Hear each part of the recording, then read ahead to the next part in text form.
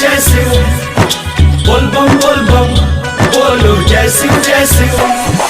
DJ Vikas Riga Sitamarhi presented by AK top star. बोल बम बोलो जय शिव जय शिव, बोल बम बोलो जय शिव जय शिव। लाखों है दीवाने भोले, लाखों है दीवाने। बोल बम बोलो जय शिव जय Shiv.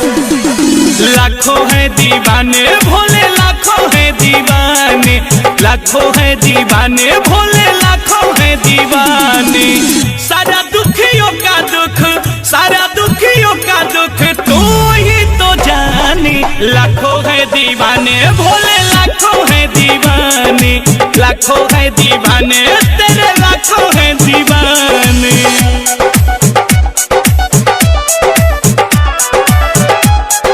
Recording by Bihari music Chakiya presented by AK top star. बोल बम बोलो जय शिव जय शिव, बोल बम बोलो जय शिव जय शिव। हे जटाधारी तेरा महिमा अटल है, तेरे सेवा में सेवक रहता हर पल है।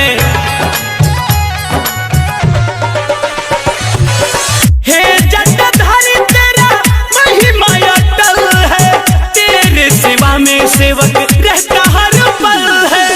क्या है पसंद तेरा, क्या है पसंद तेरा, सब तो ये जाने।